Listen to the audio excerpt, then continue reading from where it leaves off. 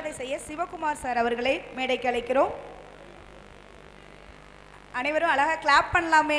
நமக்காக இவ்வளோ நேரம் பொறுமையாக இருந்து நிகழ்ச்சியை நடத்தி கொடுத்த சிறப்பு விருந்தினர் அவர்களுக்கும் சிறப்பு செய்யப்படுகிறது.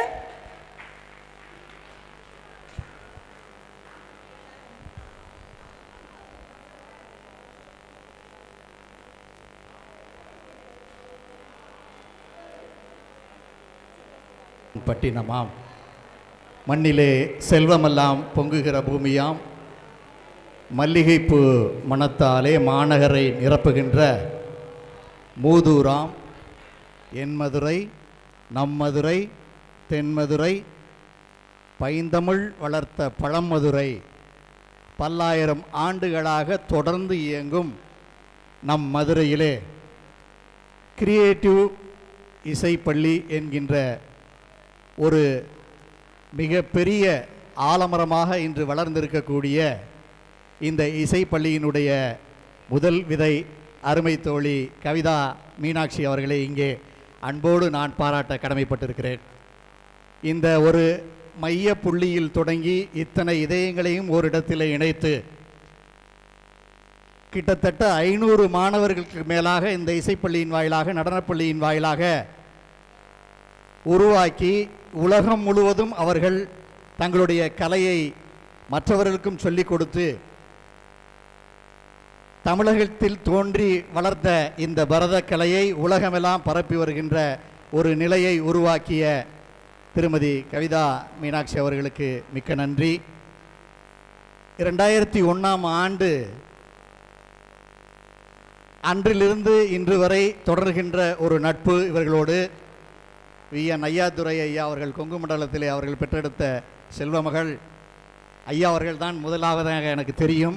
அவரை வைத்துத்தான் அவருடைய மகளாக இவர்கள் அறிமுகப்படுத்தினார்கள். மதுரையில் இவர்கள் வணிகத்திற்காக வந்தபோது கொங்கு மண்டலத்திலிருந்து பாண்டி மண்டலத்துக்கு வருகிறார்கள். அந்த நேரத்திலே வணிகத்தோடு மட்டும் நில்லாமல் கலை இலக்கியத்திலே ஆர்வம் கொண்டு தமிழ் ஆங்கிலம் இரண்டிலுமே புலமை பெற்றவர். அதோடு தன் 2 மகளிர்களுக்காக ஒரு கலையை கற்றுக் கொடுக்க வேண்டும் என்கின்ற ஆர்வத்தோடு அருமை குழந்தை டாக்டர் அவந்தி அவர்கள் இங்கே இருக்கிறாள். அம்மா வாங்கம்மா. அவந்தி அவர்களுக்காக ஆரம்பிக்கப்பட்ட ஒரு கிரியேட்டிவ் கிட்ஸ் இசைப்பள்ளி இன்று ஆலமரமாக விரிந்திருக்கிறது. ஒரு மிகப்பெரிய மருத்துவத்துறையிலே மிகப்பெரிய சாதனையை செய்திருக்கிறார். அதாவது இவர் எழுதிய ஒரு ஆய்வு கட்டுரை, மருத்துவத்துறையிலே இவர் எழுதியிருக்கக்கூடிய ஒரு ஆய்வு கட்டுரை இன்று நம்முடைய இந்திய தலைநகரத்திலே டெல்லியிலே விரைவில் அங்கீகரிக்கப்பட்டு அதன் மூலமாக இவர் மிகப்பெரிய உயரிய நிலையை அடைய இருக்கிறார். உங்கள் அனைவருடைய ஆசீர்வாதத்தோடு எழுந்து நின்று எனக்காக இவர்களுக்காக ஒரு கைத்தட்டல் கொடுக்குமாறு அன்போடு வேண்டுகிறேன். மிகப்பெரிய சாதனைக்கு சொந்தக்காரர். இந்த கலை, இலக்கியம், நடனம், இசைப்பள்ளி இதையும் தாண்டி கணிதம், அறிவியல், பொறியியல் என்று நிறைய விஷயங்களிலே தடம் பதித்தவர். வணிகத்திலும் வெற்றி கொடி நாட்டியவர். இதுபோக பொது சேவையிலும் எங்களோடு இணைந்து பணியாற்றக்கூடியவர். 2003ஆம் ஆண்டு மதுரையிலிருந்து பாண்டிச்சேரி வரை கிட்டத்தட்ட ஒரு 450 கிலோமீட்டர் வரை இந்த சின்னஞ்சிறு குழந்தையாக இந்த அவந்தி ஸ்கேட்டிங்கில் அவ்வளோ தூரம் வந்தாங்க. மதுரையிலிருந்து பாண்டிச்சேரி வரை ரொம்ப குழந்தை, இப்பயும் குழந்தை தான் எங்களுக்கு. அத்தகைய பெருமைக்குரியவர். அன்றைய தினம் நாங்கள் மேலூரிலிருந்து பாண்டிச்சேரி வரை சைக்கிள் பேரணி நடத்தினோம். உலக நன்மைக்காகவும் அது மழைநீர் சேகரிப்பை வலியுறுத்தியும். இதனால் எங்களுக்கு கிடைத்த மிகப்பெரிய பெருமை என்னென்றால், இந்த செய்தி அன்றைய ஜனாதிபதியாக இருந்த நம்முடைய அணு விஞ்ஞானி அப்துல் கலாம் ஐயாவுக்கு தெரிந்து உடனடியாக அவந்தி அவர்களை அழைத்தார்கள். அழைத்து பாராட்டி அவரோடு இருந்த புகைப்படத்தை நீங்கள் இன்னும் பார்க்கலாம். மிகப்பெரிய பெருமைக்கு சொந்தக்காரர்கள். அதன் வழியாக அவந்தியை ஒட்டி நாங்களும் அவரோடு நட்பு கொண்டு நாங்களும் அடுத்தடுத்த நிகழ்ச்சிக்காக பசுமை புரட்சி திட்டமெல்லாம் எங்களுடைய மக்கள் உரிமை கழகத்துக்காக அவர் ஆரம்பித்து கொடுத்தார். அந்த வகையிலே மிக ஒரு நல்ல ஒரு நிலையிலே இருக்கக்கூடிய விஷயத்தில் இங்கே இருக்கிறீர்கள். சலங்கை ஏற்பை ஏற்றுக்கொண்ட இந்த 5 குழந்தைகளும் மிக அருமையான அதிர்ஷ்டசாலிகள் என்று தான் நான் சொல்ல வேண்டும். இன்றைய தினத்திலே உலகமெங்கும் வேறு எங்குமே, இந்த மதுரை மாவட்டத்திலும் சரி உலகத்திலும் சரி எங்குமே இவ்வளவு சிறப்பாக இந்த சலங்கை ஏற்பு விழா நடந்திருக்காது என்றே நம்புகிறேன்.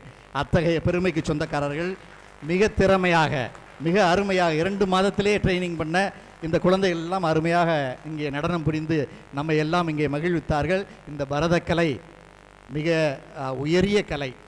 இந்த கூத்தபிரானுடைய இந்த நடனம் மிக அருமையான நடனம். இதை காண்பதற்காகவே மனித பிறவி எடுக்க வேண்டும் என்று நம்முடைய நால்வர் பெருமக்கள் பாடியிருக்கிறார் தேவாரத்திலே. சைவ சித்தாந்தம் கொஞ்சம் படித்து அதில் புலவர் பட்டமெல்லாம் பெற்றிருக்கிறேன், அதெல்லாம் சொல்லலை, மறந்துட்டீங்க. இருந்த போதிலும் அந்த அதாவது பிறவி வேண்டாம் என்று உலகத்தவர் அனைவராலும் வேண்டி விரும்பி எல்லோருமே கேட்கக்கூடிய ஒரு வரமாக இருக்கக்கூடியது. அதிலும் மேம்பட்டவர்களாக நால்வர் இருக்கிறார்கள். அந்த தேவாரத்திலே ஒரே ஒரு பதிகம் மட்டும் மனித பிறவி வேண்டும் என்று சொல்லுகிறது. அதை கூட அழகாக இசைஞானி இளையராஜா தன்னுடைய பாடலிலே பகிர்ந்திருப்பார்.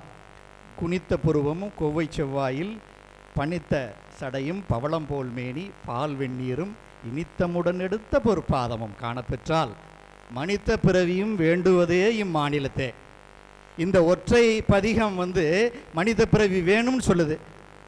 எது? நடராஜ பெருமானுடைய அந்த குனித்த புருவத்தையும் எடுத்த உடனெடுத்த பாதத்தையும் பார்க்க வேண்டும் என்று. மதுரைக்கு இன்னும் சிறப்பு என்ன? ராஜசேகர பாண்டியன் மதுரையை ஆண்டு கொண்டிருக்கும் போது 64 கலைகளில் 63 கலைகளை பயின்றவராக இருக்கிறார். கரிகால் பெருவளத்தானுடைய சோழ நாட்டிலிருந்து ஒரு புலவர் மதுரைக்கு வருகிறார். பாண்டி மண்டலத்திற்கு ராஜசேகர பாண்டியன் ஆட்சி காலத்தில் அவரை காணும்போது, எங்கள் மன்னர் கரிகால் பெருவளத்தான் 63 கலைகள் நீங்கள் கற்றிருக்கிறீர்கள், 64 கலையுமே அவர் கற்றிருக்கார். அமருங்க, நான் கொஞ்சம் டைம் எடுத்துக்கிறேன், போர் அடிக்கிறேன்னு நினைக்காதீங்க. 64 கலைகளையும் பயின்றவர் எங்களுடைய மன்னர், நீங்கள் பரதக்கலையை மட்டும் பயிலவில்லையே என்று ராஜசேகர பாண்டியனை பார்த்து கேட்கும்போது, ஆஹா, இத்தகைய ஒரு குறையை நாம் வைத்திருக்கிறோமே என்று அவரும் நடனம் பயின்றார். நடனம் பயின்ற பிறகு இந்த நடனம் எவ்வளோ கடினமானது என்று உணர்ந்தார். வளர்ந்து ஒரு இளைஞனாக, ஒரு போர் வீரனாக, ஆட்சி செய்யக்கூடிய மன்னனாக இருக்கக்கூடிய ஒரு பேரரசன் பரதக்கலையை கற்கும்போது அவனுக்கு இருந்த உடல் வலி, அந்த வலிமையை சோதிக்கின்ற மனவலி எல்லாம் இருந்தபோது அவன் ஒரு சிவராத்திரி நாளிலே வெள்ளியம்பலத்தான் முன்னால் நின்று கால் மாறி ஆட வேண்டும் என்று கெஞ்சினான், இறைஞ்சினான். இறைவன் சோதிப்பார் அல்லவா. 24வது திருவிளையாடல் படத்தில் 24வது திருவிளையாடல் கால் மாறி கன நேரத்திலே அவருக்காக ராஜசேகர பாண்டியனுக்காக ஆடினார். அதில் இன்னும் சிறப்பு என்னவென்றால், உமையொரு பாகனாக இருக்கக்கூடிய அந்த ஈசன் மதுரையிலே மட்டும் தனது காலை ஊண்டி, அதாவது மற்ற இடங்களிலே தனது காலை ஊண்டி உமையம்மையினுடைய காலை குஞ்சித பாதமாக காட்டிக் கொண்டிருக்கிறார். மதுரையிலே மட்டும்தான் அம்மையினுடைய காலை ஊண்டி தனது காலை காட்டுகிறார். நீங்கள் வெள்ளியம்பலத்துக்கு போகும்போது கட்டாயம் அதை பாருங்கள். அதை உணர்ந்து பார்த்தீங்கன்னா, அந்த சிவநடனம் கடைசியில் ஆடுனாங்க சிவசிவாய. எனக்கெல்லாம் எமோஷனில் கண்ணீர் வருது. அந்த கண்ணீர் வரணும். அதுதான் இந்த நடனத்துடைய வெற்றி. ரொம்ப நேரம் உங்களோட டயத்தை எடுத்துக்கிட்டேன். மிக்க நன்றி. நல்ல ஒரு நிலையிலே, நல்ல ஒரு வாய்ப்பிலே இந்த மேடையை எனக்கு கொடுத்த கவிதா மீனாட்சி அவர்களுக்கும்,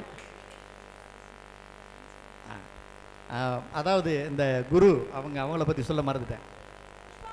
புஷ்பா, இந்த கலைகளை படிக்கும்போது தான் அவங்கள குருன்னு சொல்லுவாங்க, வணக்கத்துக்கு குறியவராக வைப்பாங்க. தாய் தந்தைக்கு அடுத்தபடியாக குருஸ்தானத்தில் எப்படி வணக்கம் செலுத்தினாங்க பார்த்தீங்களா, அந்த மாதிரி குரு வாழ்க. குருவே சிவமென கூறினான் நந்தி. நான் சொல்லலை, குருவே சிவமென கூறினான் நந்தி. அதனால் இந்த குரு இருக்குமிடம் தெய்வம் இருக்குமிடம், இறைவன் இருக்கிறார். எல்லோரும் இங்கே இந்த நிறைந்த சபையிலே உங்கள் அனைவருடைய மன நிறைவோடு இந்த நிகழ்ச்சியை நானும் கலந்து கொண்டிருக்க வாய்ப்பு கொடுத்த கவிதா மீனாட்சி அவர்களுக்கு என்னுடைய சிறந்தாழ்ந்த வணக்கங்களையும் நன்றியும் தெரிவித்துக் கொள்கிறேன். நன்றி, வணக்கம்.